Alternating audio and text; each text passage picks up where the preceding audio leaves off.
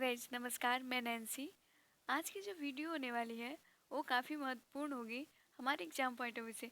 ये वीडियो मैं बहुत दिनों के बाद लेके आ रही हूँ, लेकिन ये वीडियो काफ़ी महत्वपूर्ण है।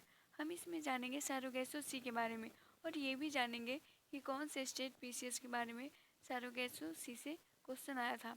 महादेवी वन्यजीव अभयारण्य के बारे में जानेंगे, ये हाल ही में चर्चाओं में क्यों बनी हुई है इसके बारे में भी जानेंगे।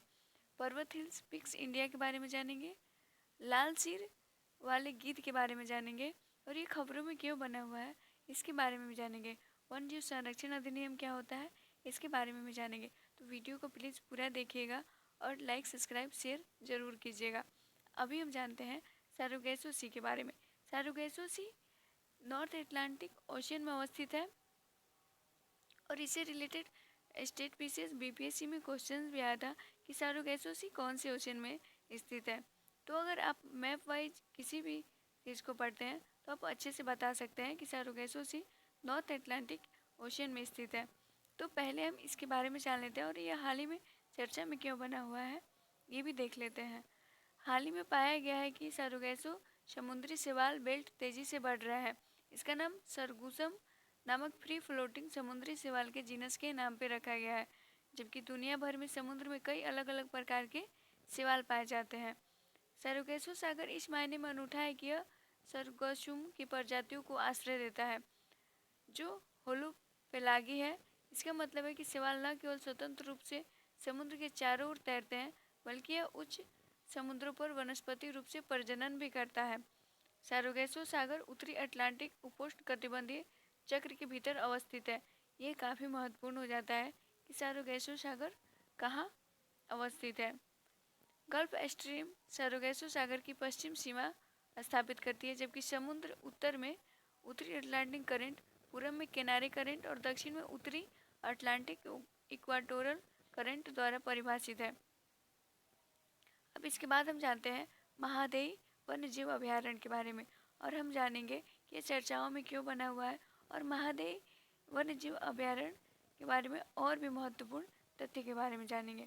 हाल ही के गोवा के वन मंत्री ने कहा है कि भारतीय नौसेना द्वारा हवाई सर्वेक्षण करने के बाद महादेवी वन्यजीव अभयारण्य में आग पर सफलतापूर्वक काबू पा लिया गया है और राज्य के वन विभाग ने आग बुझाने के लिए गार्ड तैनात किया गया है।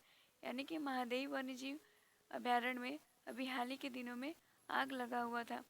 महादेवी वन्यजीव अभयारण्य के बारे में जानते हैं। ये महादेवी वन्यजीव अभयारण्य गोवा के उत्तरी भाग में वलाईपाय गांव में स्थित है। अभयारण्य की सीमाओं के भीतर कई सुरम्य झरने हैं। सबसे प्रमुख वजरा सकल जलप्रपात है, व्रीडी जलप्रपात है। वज्रा जलप्रपात के पास चट्टान का चेहरा गंभीर रूप से लुप्त प्राय लंबी चोंच वाले गिद्धों के घोंसले के मैदान के लिए उल्लेखनीय है। फ्लोरा अभयारण्य में नम वनस्पति और कुछ सदाबहार प्रजातियों के साथ घने जंगल हैं। अभयारण्य के विशेष रूप से अपने पवित्र वनों के लिए प्रसिद्ध है, जो दुर्लभ और स्वदेशी पेड़ों की रक्षा करता है। फौना, हमने फ्लोरा के बारे में पढ़ा, अब हम फौना के बारे में पढ़ेंगे। भारतीय गौर बार्किंग हिरण, सांबर हिरण, एशियाई पाम सीमेट, छोटी भारतीय सीमेट, जंगली सुअर, भारतीय खरगोश आदि पाए जाते हैं। अभयारण्य पशु चिकित्सकों के लिए एक बड़ा आकर्षक है, क्योंकि इसमें भारतीय जहरीले सांपों में सभी बड़े 4 सहित बड़ी संख्या में सांप मिले हैं, जो भारतीय ग्रेट रसेल की वीआईपी हैं। अब हम देखेंगे पर्वत हिल्स पिक्स इंडिया के बारे में। सबसे पहले हम हरिश्चंद्र रेंज के बारे में जानते हैं। हम हरिश्चंद्र रेंज को देखते हैं। ये यहाँ अवस्थित है, आप देख सकते हैं मैप में। हरिश्चंद्र रेंज महाराष्ट्र में अवस्थित है, साउथ साइड में। आगे हम इसके बारे में पढ़ते हैं। हरिश्चंद्र रेंज भारत के महाराष्ट्र राज्य पहाड़ियों का एक समूह है। यह गोदावरी और भीमा नदियों के बीच दक्कन के पठार के उत्तरी पश्चिम क्षेत्र में स्थित है। कलसुबाई सबसे ऊंची चोटी है। हरिश्चंद्र गढ़ एक और महत्वपूर्ण चोटी है। ऐसा माना जाता है कि गोदावरी और भीमा नदियों द्वारा बेसाल्टिक डेक्कन पठार के नीचे की और कटाव परिणाम स्वरूप इस श्रेणी का निर्माण हुआ है। अहमदनगर इस क्षेत्र का महत्वपूर्ण शहर है और पहाड़ी अहमदनगर और पुणे के बीच स्थित है। आगे हम जानते हैं बघेलखंड के बारे में। बघेलखंड या बघेलखंड मध्य भारत में एक क्षेत्र और यह पर्वत श्रृंखला है जो मध्य प्रदेश के उत्तरी पूर्वी क्षेत्र और दक्षिण पूर्वी उत्तर प्रदेश के छोटे से क्षेत्र को कवर कर सकता है। आप मैप में देख सकते हैं बघेलखंड को। ये यूपी और मध्य प्रदेश के बॉर्डर पे अवस्थित है। आगे हम इसके बारे में पढ़ते हैं। इसमें मध्य प्रदेश के रीवा, सतना, शहडोल, सीधी और उत्तर प्रदेश के सिंगरौली और चित्रकूट जिले सम्मिलित हैं। राज्य मध्य प्रदेश और उत्तर प्रदेश। भाषा हिंदुस्तानी की बघेली भाषा। बघेलखंड उत्तर और पूर्व में भारत गंगा के मैदानी इलाके, पश्चिम में बुंदेलखंड और विंध्य, दक्षिण में विंध्य की श्रेणी से घिरा हुआ है। इस क्षेत्र की महत्वपूर्ण जनजातियां हैं उराव, कांवर, कोल, बिरहोर। ये काफ़ी महत्वपूर्ण हो जाता है क्योंकि बहुत सारे एग्जाम्स में पूछ दिए जाते हैं क्षेत्र वाइज जनजातियों के नाम, तो आप इसे अच्छे से देख लीजिएगा। अब आगे हम पढ़ेंगे लाल सिर वाले गिद्ध के बारे में और ये भी जानेंगे कि समाचार में क्यों बना हुआ है और इसके बारे में और भी अदर इम्पोर्टेंट पॉइंट्स के बारे में जानेंगे। लाल सिर वाले गिद्ध को उशाला भट्टी वन्यजीव अभयारण्य में देखा गया था। लाल सिर वाले गिद्ध भारत में पाए जाने वाले गिद्धों की प्रजातियों में से एक है। इसे एशियाई राजा गिद्ध भी कहा जाता है।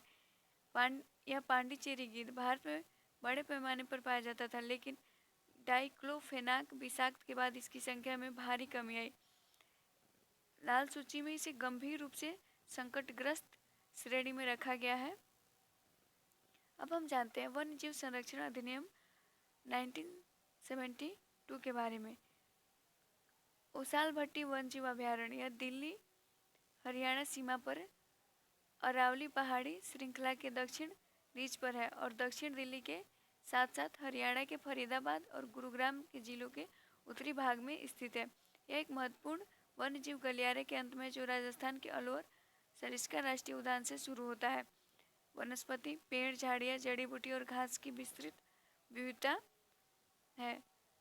जीव बड़ी संख्या में स्तनधारी सरीसृप, उभयचर, तितलियाँ और बैग पतंगे पाए जाते हैं। ये जो है ना वन जीव संरक्षण अधिनियम 1972 अनुसूची 1 में रखा गया है लाल सिर वाले गिद्ध को, जो काफ़ी संकटग्रस्त बताया जा रहा है और इसकी संख्या विलुप्त प्राय हो गई है। तो वीडियो आपको अच्छी लगी हो तो प्लीज़ लाइक, सब्सक्राइब और शेयर ज़रूर कीजिएगा। Thank you so much.